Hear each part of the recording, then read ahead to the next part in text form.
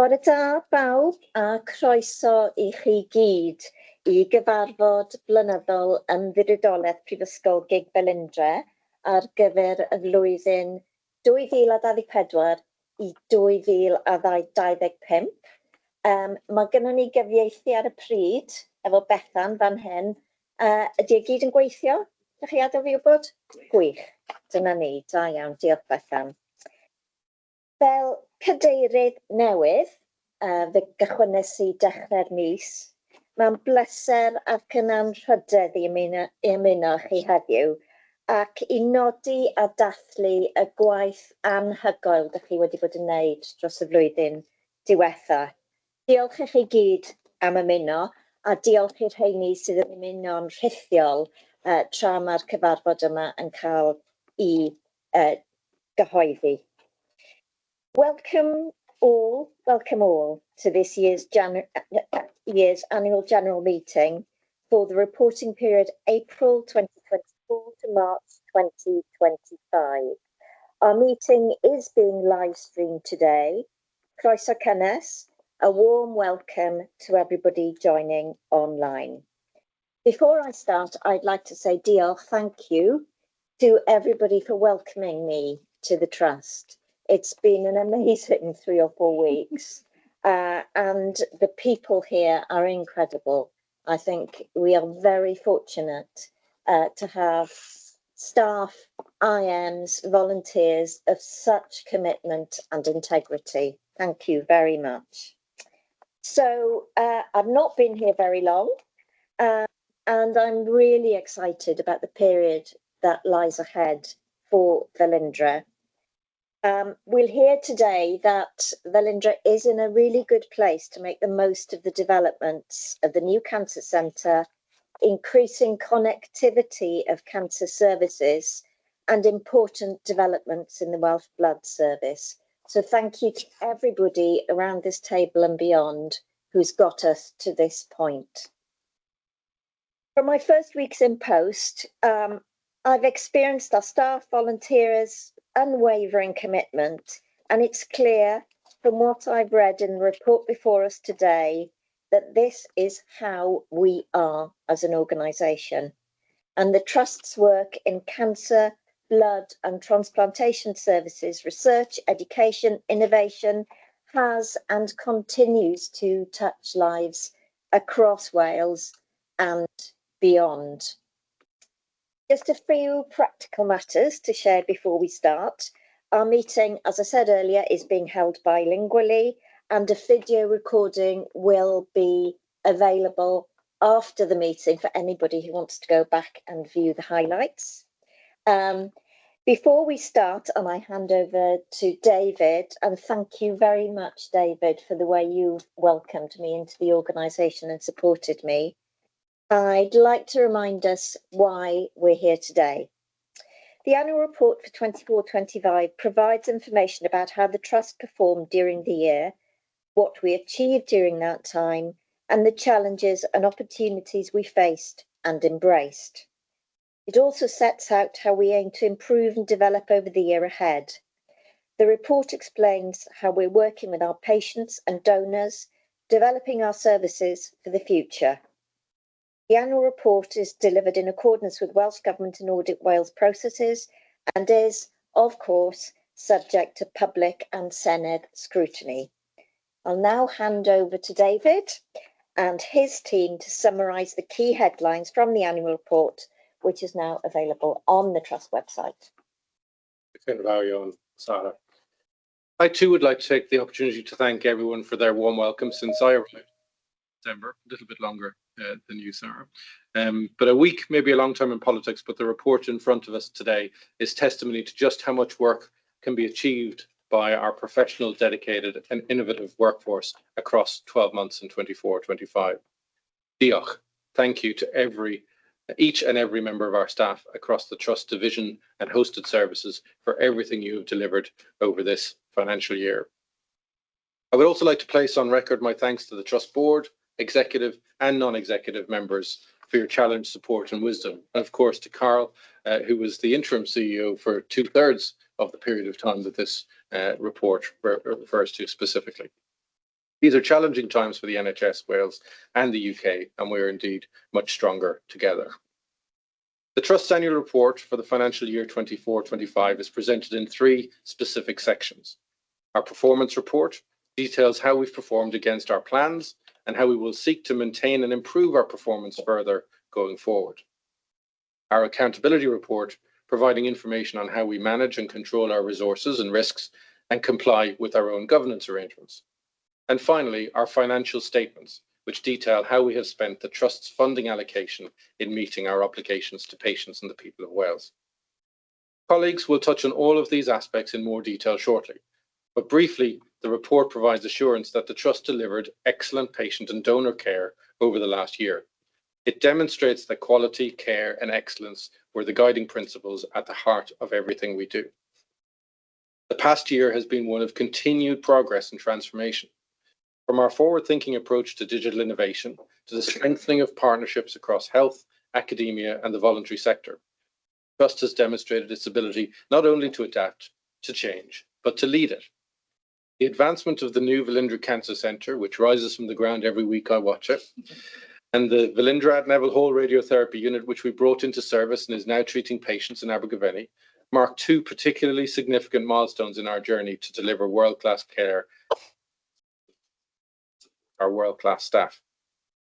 Today's annual general meeting provides an opportunity for us to reflect, to champion each other's work, and to be very proud of what all of you have achieved with us over the last 12 months.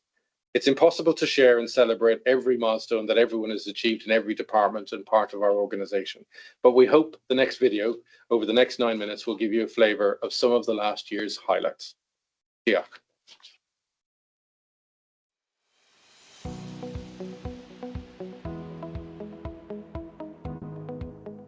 Shemai Pau. Hello everybody and welcome, Croeso, to our year in review video. This video gives us an opportunity to reflect on another year of unwavering commitment to providing outstanding care, advanced research and supporting the health and well-being of our communities across Wales. This year has seen both remarkable achievements and complex challenges and change. Through it all, the dedication, compassion and professionalism of our staff have remained our greatest strength. Thank you. Whether delivering specialist oncology services through the Velindre Cancer Service, supporting blood and transplant services across Wales, driving innovation, research and education, supporting our charity or working in one of our very many hosted services and programs such as Health Technology Wales, Shared Services and Advanced. Oh. Well, I'm sorry about that. We seem to have frozen. We'll Focus just as a trust is our research, innovation and development activity. And we had a year of great progress, which further enhances our reputation as a key contributor to international trials and other research work that brings about real advances in the world. We were delighted to see US FDA approval granted for the use of captivasertib, now called Truqap, in combination with the hormone therapy Faslodex. The FDA approval was a big news story for Cardiff, as the treatment combination all started with the FACTION trial, which was developed at Velindre, sponsored by Velindre and delivered in collaboration with Cardiff University Centres for Trials Research. In March, we were honoured to receive a visit from the Cabinet Secretary for Health and Social Care, who came to meet with the Velindre patient that became the first person in Wales to receive an investigational vaccine designed to fight her own specific form of cancer. It's World Cancer Day and I'm here in Velindre meeting patients at a clinical trial and talking to the staff. I just want to say a huge thank you to you all for the incredible work that you do to provide the best possible care, cutting edge care for cancer patients here in South East Wales and across Wales. One of our key priorities as a trust has been to foster a spirit of collaboration across our services. This year we made significant progress in bringing people together to share experiences, celebrate excellence and shape the future. Our annual nursing conference held on International Nurses Day in May saw a remarkable rise in attendance. We welcomed 120 delegates, up from 90 the previous year, reflecting on the growing profile and value of the event. The day featured a dynamic program of inspiring speakers and thought-provoking discussions. Being a nurse is integral in my DNA. It is being part of a fantastic team, being inspired every day by my colleagues in the fantastic work that they do, and it's a real opportunity and a privilege to be able to share it today in a conference for International Nurses Day. Our medical engagement event at Sophia Gardens brought together healthcare professionals, educators and senior leaders to showcase the outstanding work and innovation happening across the Trust. The theme for our event today is celebrating our success. I think that is something that we don't do enough of. We're often looking at ourselves in terms of things that have gone wrong perhaps, or what the challenges are, and often focusing our energies on trying to fix that. But actually today is about standing back and really looking at the number of different innovations, improvements, areas of transformation that we are leading. Another standout moment of the year was our annual Employee Excellence Awards, where 20 members of staff were recognised for their exceptional contributions across areas including digital innovation, sustainability and health and well-being. We received more than 170 nominations from colleagues across 16 award categories, along with 34 public nominations for the People's Choice Award. The awards remain a cherished picture in our calendar, a celebration of passion, dedication and brilliance of our people. This year, we took a major step forward with the launch of the Patient and Carer Board at Velindre Cancer Service. This board works alongside us to shape how services are delivered, ensuring the lived experiences of patients and carers are at the heart of everything we do. We're committed to making sure they are seen, heard and valued across the Trust, and we look forward to growing this relationship in the years ahead. We were also delighted to welcome our volunteers back to the Velindre Cancer Service. A new volunteer framework, training program and recruitment process have helped us introduce a range of new roles. Our volunteers play a vital part in bringing the outside in, enabling those who care deeply about our service to support the delivery of our care. We now have more than 60 active volunteers across 11 different roles, alongside 59 young ambassadors who are offered opportunities to connect with both Velindre Cancer Service and the Velindre Cancer Charity. While our volunteers at Velindre Cancer Service supported vital duties around the cancer centre, our blood service continued to thrive thanks to the selfless acts of our incredible community of blood, platelet and bone marrow donors. We're endlessly grateful to those who give up their time to make life-saving donations, making a real and lasting difference to people in need. No words can truly capture the impact our donors have each year, but we're committed to showing our gratitude in every way we can. This year, we introduced a new way to say thank you, with personalized text messages to our donors. We also launched a fully automated SMS service which notifies donors when and where their donation has been issued. It's been a hugely positive addition. Our donor recognition events gave us the chance to celebrate those who reached donation milestones. These ceremonies are always special, humbling moments spent amongst committed lifesavers. This year we held 10 award ceremonies across Wales, honouring more than 500 milestone donors. Together they've donated enough blood to save or improve the lives of nearly 100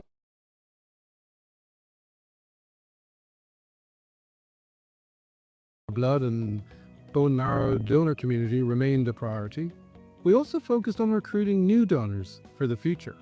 We were thrilled to surpass our annual stem cell recruitment target, welcoming 5,785 new volunteers to the Welsh Bone Marrow Registry, well above our goal of 4,000. Collaboration was also at the heart of our concerted efforts to expand our footprint, with progress on the construction of the new Velindre Cancer Centre at Whitchurch remaining on track to see our first patients in 2027. And also the development and opening of our Velindre at Neville Hall radiotherapy unit. We opened that in June 2025. We worked hard throughout the year to hear your views on our new hospital by showcasing the development at a series of community events across the Southeast. Being present at these events enables us to engage with the public on our designs and progress, raises the awareness of the project and its benefits, as well as recruiting to our community panel with diverse and inclusive representation. We also continued to host monthly drop-in sessions for the local community to raise queries and concerns about the new Cancer Centre construction, offering regular opportunities to speak directly with both the project and construction teams, taking action where we needed to make things better for our local community. Thank you to everyone who has played a part in our journey this year. Your dedication, your compassion, and your belief in what we do makes all the difference. As we look ahead, we do so with ambition, with optimism, and with the shared commitment to delivering even greater care for the people of Wales. World-class Wales. Together, we will continue to shape the future, and we can all be proud of what we achieved and what we're going to achieve going forward. Diolch.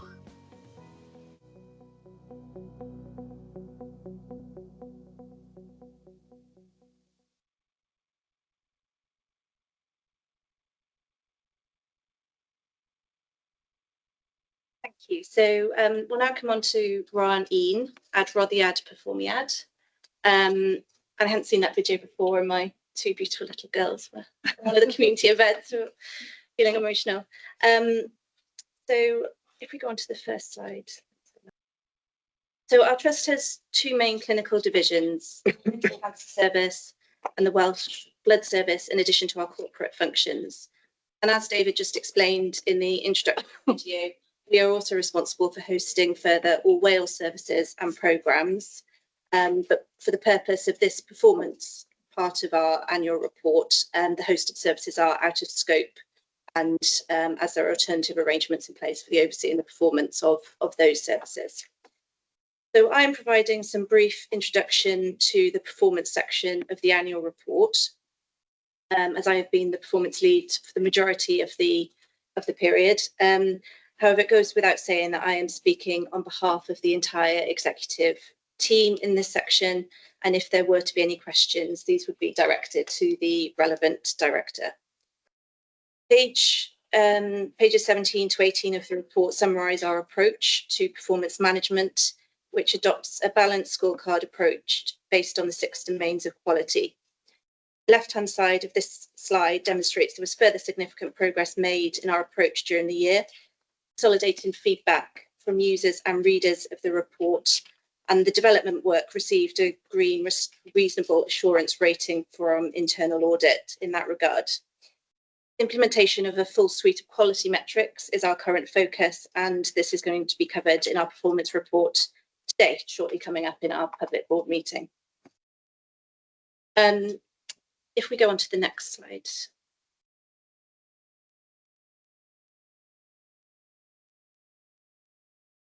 Thank you, Ola. The duty of quality came into force in April 23, in line with the Health and Social Care Act 2020. And during 24 to 25, we have continued to drive quality improvements, quality assurance and oversight, and ensuring that learning takes place when things do not go well, and in strengthening the organisational culture regarding quality. For further information, there is a link in the annual report directly to the Trust's annual quality report. So the next slide is a summary of the Velindre Cancer Service part of the performance report. So performance during 24 to 25 improved throughout the year, which reflects the ongoing improvement journey and our ambition to deliver the best possible services. Areas meeting not set levels have been and are subject to continued improvement initiatives and scrutiny to ensure the benefits to patients are delivered. There is some detail in the report in the first section on how we predict and monitor demand and how this underpins our planning approach. During the year, we saw high demand for radiotherapy and drug therapy services, and our staff worked hard to meet this demand. And we continue to explore new ways in which we will reduce waiting times and improve patient access to our services. Demand for cancer services is driven by the need to deliver care for patients newly diagnosed with cancer, but also the requirement to make available new cycles of treatment to existing patients, for instance, patients with metastatic disease who are prescribed further cycles of therapy. So this then goes on to detailed sections on both our radiation services performance and our systemic anti-cancer therapy performance. So taking radiation services first, over the course of the year, the service has responded to growing demand for patient treatment. Additionally, we have continued the successful implementation of a major change programme. As part of the integrated radiotherapy solution, which is the programme for new treatment machines, and these have been commissioned, resulting in improved operating systems. And the developments have been made possible by significant Welsh Government investment, and this has also allowed us to rationalise the patient pathways. Overall, this will reduce treatment waits, improve access, and help us to deploy the best and new therapies in improving outcomes for our patients. Our performance improved across the year, and some examples of that are on the slide in the text and the graph in the top left corner. The report then highlights the performance of delivery of our SACT. So in 24-25, we experienced an increase in demand for SACT services beyond predicted levels. This resulted in significant in-year challenge in being able to deliver sufficient capacity to meet this demand. As a result of sustained improvement initiatives with executive leadership and oversight by the Quality, Safety and Performance Committee, the delivery of SACT significantly improved over the year. This has also been supported by a business case to increase the capacity for pre-SACT assessment, pharmacy SACT delivery, and associated recruitment to transform the model of care from consultant delivered to consultant led. Again, some examples of key performance metrics are on the slide. The report for the Velindre Cancer Service then goes on to demonstrate our progress towards delivering safe services, which includes our performance against the zero tolerance approach for hospital-acquired infections and pressure ulcers, and also outlines our performance against the National Early Warning Score. We clearly couldn't fit all of this on 2 slides, so I encourage everyone to read the full section. And on the previous slide, we also highlighted our patient experience performance, where patients have consistently rated their experience as being very good, scoring an average of 96% for would you recommend us, and a 94% average to rate their Velindre experience. The importance of learning from patient feedback remains paramount in the development of our services. So the next slide is a summary of the section on the Welsh Blood Service, and this section is split into our various accountabilities. So firstly, in terms of meeting clinical demand for red blood cells and platelets, throughout 24-25, the Welsh Blood Service successfully met all clinical demand for red blood cells and platelets for our customer hospitals across Wales.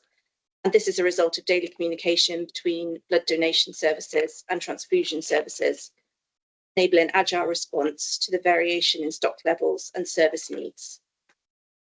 Donor performance during 24-25 has shown excellent progress, particularly in attracting and retaining new donors, as well as celebrating the long-term and lifetime donors, as David demonstrated in the opening video. A total of 7,200 donations were made by individuals giving blood for the first time, and that's an increase of 710 donations compared to the previous year. Secondly, if we go on Ola to the next slide, we look at our obligations to grow our bone marrow registry. So the Welsh Bone Marrow Donor Registry provides a panel of volunteer donors recruited from the blood donor panel or via cheek swab at recruitment events who are willing to donate stem cells, mainly for the use in stem cell transplantation as a treatment for blood cancer. Our registry currently includes more than 75,000 volunteer donors. Target recruitment is 4,000 per annum, which we did not meet in the previous year in 23-24, but was exceeded in 24-25 with 5,765 donors recruited during the year. This was made mainly due to the initiation of a more proactive cheek swab drive at educational establishments and other events.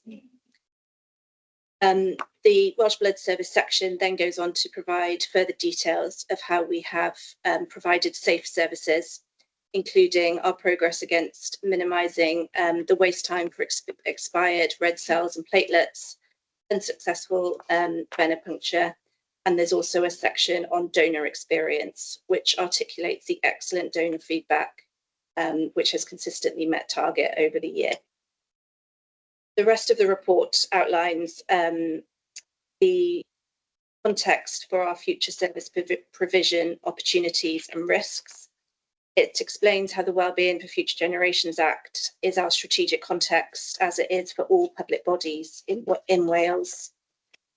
And it also explains how we have delivered performance in line with our values. The next slide is a very brief summary of the workforce section of the report, which explains our objectives to be an employer of choice and also illustrates the deliverables we have achieved over the past 12 months. And there's lots of further detail from page 44 of the report on this. The performance report then finally outlines a number of statutory matters, including our climate-related financial disclosure statements, our Climate Change Act and the Adaptation Reporting Compliance Statement, and also our Welsh language regulations and compliance. It concludes with a forward look, and it's been an honour to present this information, as I said, very much on behalf of the whole executive team, and it's down to each member of our staff that we have achieved these outcomes for our donors, patients, staff and community. I'll hand over to Matt for the financial part of the report. Me. No, sorry, it's Non for the accountability part of the report. Diolch, Lauren. I will be speaking in Welsh, so I want to give everybody time. Diolch yn fawr iawn. Mae'r adroddiad atebolrwydd yn cynnwys tair adran benodol sydd ar y sgrin o'ch blaenau chi bore yma. Mae'n crynhoi y wybodaeth berthnasol ynglŷn â chylchgorchwyl, rhaglen waith a strwythurau bwrdd yr ymddiriedolaeth a'i bwyllgorau. Mae hefyd yn cynnwys crynodeb o'r gwaith archwilio mewnol a allanol ar ein gwaith, yn oll er mwyn sicrhau effeithlonrwydd i'r cyhoedd rydym ni'n gwasanaethu. Fel yr amlygur yn yr adroddiad blynyddol, ac fel ni wedi trafod eisoes bore yma, rydyn ni'n gyfrifol am wasanaethau gwaed a thrawsblannu cenedlaethol ac am ystod o wasanaethau canser yn Ne Cymru a Thu Hwnt. Mae'r ymddiriedolaeth hefyd yn gyfrifol am wasanaethau cenedlaethol eraill, sef Technoleg Iechyd Cymru a'r bartneriaid gyd-wasanaethau. Yn ystod y flwyddyn ariannol hon, fe ystyriom yr angen i adolygu'r trefniadau llywodraethiant sy'n deillio o'r fframwaith cyfreithiol sy'n sylfaen i waith y bartneriaeth gyd-wasanaethau yn benodol y sefydlwyd yn 2012. Yn sgil yr ystyriaethau hyn, trafodwyd yr angen am wella'r trefniadau gyda Archwilio Cymru a Llywodraeth Cymru, ac yna yn Ebrill 2025, hysbyswyd yr ymddiriedolaeth bod Prif Weithredwr GIG Cymru yn bwriadu comisiynu adolygiad o'r trefniadau o ddiw cwblhau erbyn ddiwedd Gorffennaf. Daw cyfle eto i ni fel bwrdd i drafod yr adroddiad hwnnw. Dyma lun o'r bwrdd fel y goeddau. Dros y cyfnod, fe fu newidiadau yn aelodaeth y bwrdd ac mae'r adroddiad yn cynnwys crynodeb o'r newidiadau hynny. Ymhlith y prif newidiadau, fe apwyntiwyd Lindsay Foster i'r bwrdd, ac mae hi'n aelod o'r bwrdd ers sefyll y cyntaf. Ail apwyntiwyd Vicky Morris a Hilary Jones fel aelodau i'r bwrdd. Fe ymddeolodd Steve Ham fel prif weithredwr yr ymddiriedolaeth ac fe apwyntiwyd David Donegan fel ein prif weithredwr newydd. Mae'r holl wybodaeth ynglŷn â'r newidiadau yma ar gael i chi gyd ag i'r cyhoedd o dudalen 86 ymlaen yn yr adroddiad. Mae gan y bwrdd ddyletswydd i sicrhau hyn ynglŷn â gwaith yr ymddiriedolaeth, ac mae hon yn gongolfaen bwysig iawn i waith byrddau unol o fewn GIG. Yn ystod y cyfnodau sylw, arhosodd yr ymddiriedolaeth ar lefel 1 o ran canllawiau uwchgyfeirio y Llywodraeth, sef y lefel isaf sy'n nodi lefel o sicrwydd uchel. Mae'r adroddiad blynyddol yn amlinellu y newidiadau i'r rhedolau sefydlog, ein llaw lyfr gweithdrefnau, ac yn nodi y prif risgiau a dyfodwyd gan y bwrdd yn ystod y flwyddyn ariannol, ond dyma y wybodaeth mae'r bwrdd wedi ystyried yn y cyd-destun yna dros y 12 mis, dan gwestiwn. Yn ogystal â hynny, mae'r adroddiad yn crynhoi gweithgaredd y bwrdd, prif bynciau'r themâu a dyfodwyd yn ystod y cyfnod. Bydd y rheini ohonom sy'n pori drwy agenda a gwaith y bwrdd a'i bwyllgorau yn gwybod bod yna faterion sy'n cael eu cyfeirio atom yn gyson megis y fframwaith perfformio, risg, cyllid a pholisïau ac yn y blaen. Ond mae yna themâu hefyd sydd yn amlygu'r pynciau a dyfodwyd gan eu pwyllgorau, naeth ei yn sgil ein uchelgais mewnol nynne, cynlluniau gwaith cydweithredol cenedlaethol, neu mewn ymateb i ddeddfwriaeth benodol hefyd. Swyddogaeth y bwrdd wrth gwrs yw sicrhau bod y balans priodol yn cael ei ddynodi ar gyfer y nifer sylweddol o faterion rydym ni yn ystyried o dan y penawdau o ddiwylliant strategaeth y gwaith cadarnhad rydym ni'n gyfrifol amdano. O ran y gwaith cadarnhad a sicrwydd yma, mae'r bwrdd yn cyfeirio i waith nid yn unig i'r tîm archwilio mewnol, ond hefyd at Archwilio Cymru, y corff cenedlaethol Cymreig sy'n darparu gwasanaethau archwilio ar gyfer y sector cyhoeddus. Mae'r adroddiad blynyddol yn darparu crynodeb o'i rhaglen waith nhw dros y flwyddyn ddiwethaf ac mawr glod i bawb, ac achos cryn falchder rwy'n siŵr gallwn gadarnhau na dderbyniwyd adroddiad cadarnhad cyfyngedig yn ystod y cyfnod mewn golwg. Mae'r adroddiad blynyddol hefyd yn darparu gwybodaeth ar gyfer y cyhoedd a'r gyflogau a thaliadau i aelodaeth y bwrdd. Yna fy nghrynodeb gryno iawn i o'r adroddiad atebolrwydd, mae llawer iawn o waith wedi mynd mewn i'r adroddiad hwnnw ac mae ar gael yn yr adroddiad blynyddol sydd ar y wefan, ond hoffwn y nawr ofni Matt Bunting, cyfarwyddyd gweithredol ar gyfer cyllid gyflwyno trosolwg o gyfrifon yr ymddiriedolaeth dros y flwyddyn. Thank you, Non. So before providing an overview of the financial report, I think it's important to reflect on the economic context and what an extremely challenging time last year was for all our staff, dominated by dealing with unprecedented demand growth, workforce challenges due to that demand, leading to well-being concerns, and inflation above normal rates and ongoing trade union disputes. Despite all these challenges, our staff delivered high quality and safe services through their dedication and commitment.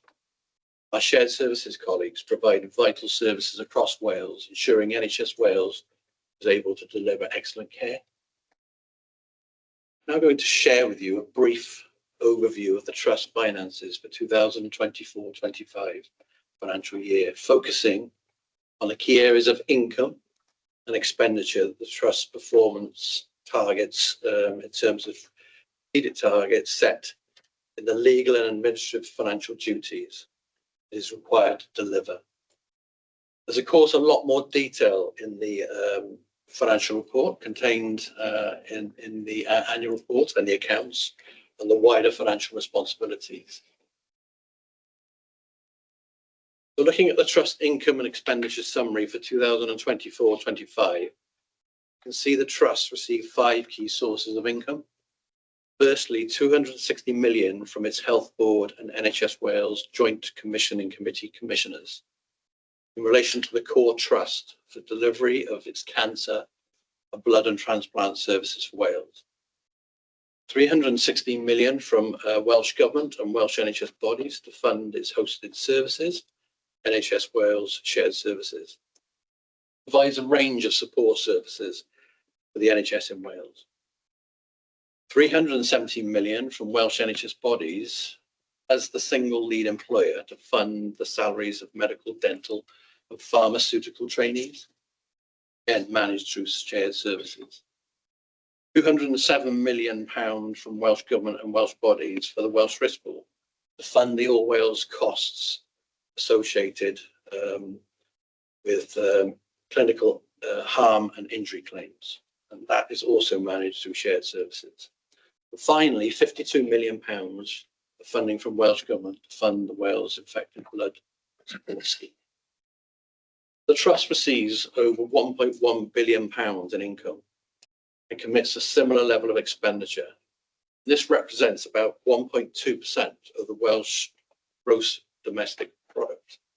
And so with this significant level of expenditure, it's important that the trust ensures its services provide best possible value for the Welsh pound, delivered in the most efficient and effective way with the best possible outcomes for patients and donors. As an anchor organisation, the trust plays a very important role in adding social value, part of the foundational economy of Wales. Overall, the trust's expenditure was maintained within its income, with a small surplus of £57,000. Audit Wales performed their annual statutory audit of the performance and accountability reports and financial accounts. They provided an unqualified audit opinion. In other words, a clean audit opinion. So moving on now to the key financial performance targets. I can confirm that despite the challenging year, the Trust met all 4 of its key financial targets in 2024-25. The first of the statutory targets is to break even. In other words, for the Trust to spend no more than the income it receives, which it is required to do and achieve over a 3-year rolling period. This has been achieved, as I said, with a £57,000 surplus in 2024-25 and a £42,000 surplus in 23-24 and £76,000 surplus in 22-23. So a cumulative surplus of £175,000. The second statutory duty is to submit a balanced 3-year financial plan, and that's done as part of the Trust's overall integrated medium-term plan. Also to receive ministerial approval of that plan. The Minister approved the Trust IMTP and financial plan for 23-24 on August 24. Moving to the Trust financial administrative requirements, the first of which is the external financing limit. This is a technical accounting target. It relates to our capital expenditure and the cash associated with that. I'd like to report that we, as a Trust, capital expenditure remained within the capital funding that was allocated of £42 million. So the target was met. The second administrative target requires the Trust to make prompt payments to pay a minimum of 95% of its private sector suppliers within 30 days of receiving invoices. Again, the Trust met that target and actually improved its performance in 2024-25 over previous years. I'm going to move on to a chart which is called a waterfall chart, and it provides a summary of what I've just described in terms of our income and expenditure. The blue bars show at a summary level the makeup of our income, which I've already described earlier. It's £1,153 million. So I'm not going to go through those key areas of income, which I've already touched on. The red bars show the key areas of expenditure associated with that income. So £317 million of expenditure for staff costs, as mentioned earlier, associated with medical, dental and pharmaceutical trainees under the single lead employer scheme. 117 million of operational staff costs across the core trust and its various hosted services. 208 million for Wales on clinical harm injury payments, 171 million for clinical supplies and drugs, 68 million for general supplies and services, 53 million pound on payments under the Wales Infected Blood Support Scheme, 50 million for our premises and establishment expenses, and 33 million for services provided by other health bodies, third parties and operating costs. In terms of the annual cost of capital, that's reflected through the £36 million capital charges, or otherwise described as depreciation. The next slides provide those income and expenditures as pie charts, which might help people understand in a better way how the makeup of the income and expenditure is reflected across the trust. I'm now going to move on to capital expenditure. So alongside the revenue expenditure I've just described, capital expenditure is an important part for the Trust in terms of implementing its key strategies. Welsh Government provided the Trust with £42 million of capital funding in 2024-25, which is not insignificant relative to the rest of Wales for our organisation. That investment has been used to progress key infrastructure projects, which have been touched on in previous parts of this presentation, including preparatory and enabling works for the new Velindre Cancer Hospital, funding of shared services investment in the All Wales Laundry Service, and transforming access to medicine service for the South East Wales Hub. As well as these important infrastructure investments, the Trust made investment in the new All Wales Radiology Imaging System and purchased new linear accelerators for radiotherapy and treatment planning and cancer information software associated with those. These are all part of our integrated radiotherapy solution.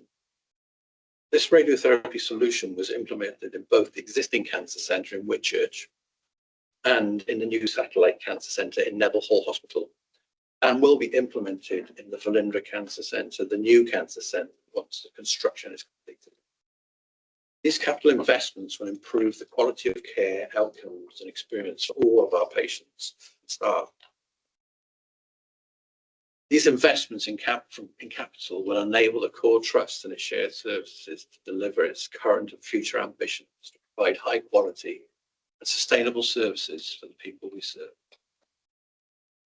Finally, I would like to pay tribute to and thank all our staff on behalf of the Trust Board, who yet again during 2024-25 went the extra mile, providing high quality, safe services under extremely difficult circumstances, and yet still delivered the Trust financial targets. You'll all be very proud of yourselves.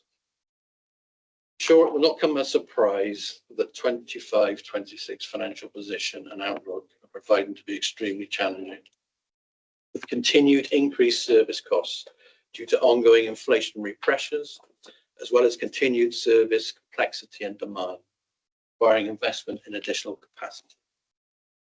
A number of the major strategic developments we are dealing with as part of our strategic transformation programme, and also national priorities, bring additional financial risk.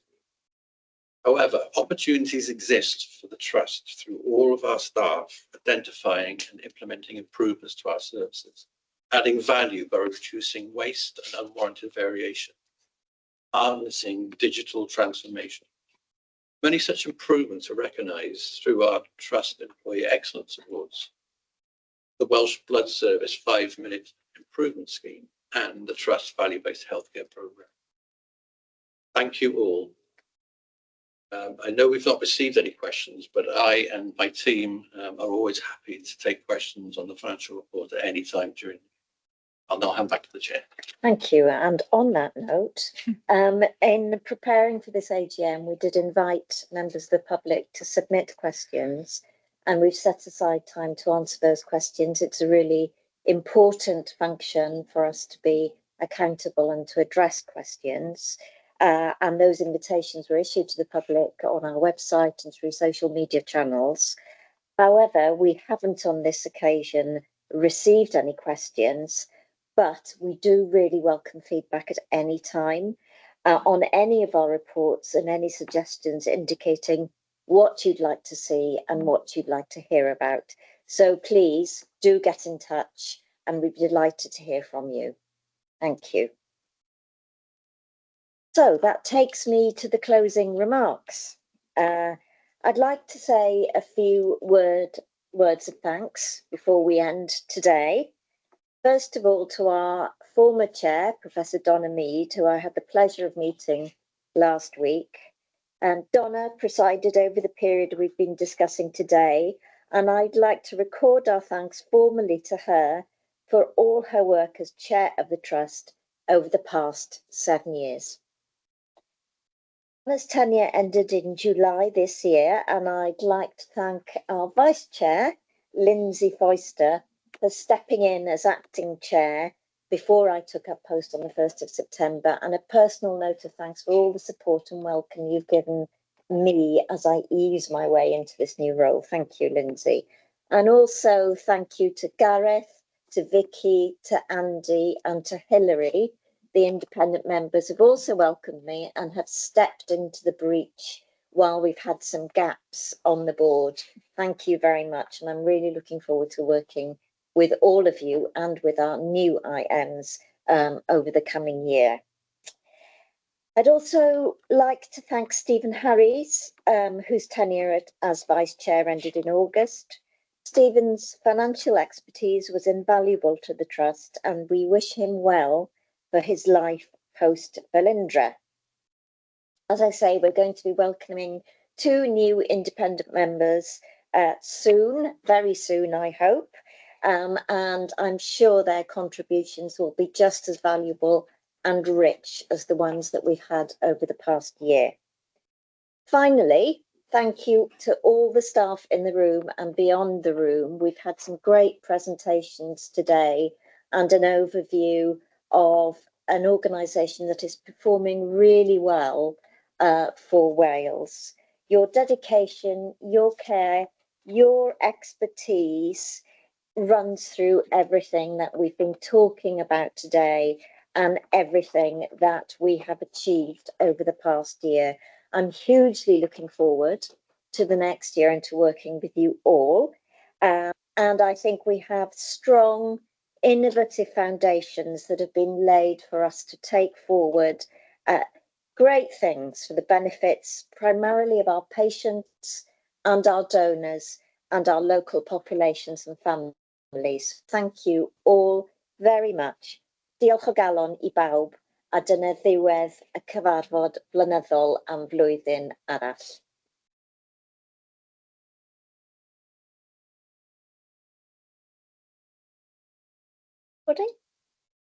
Lovely, thank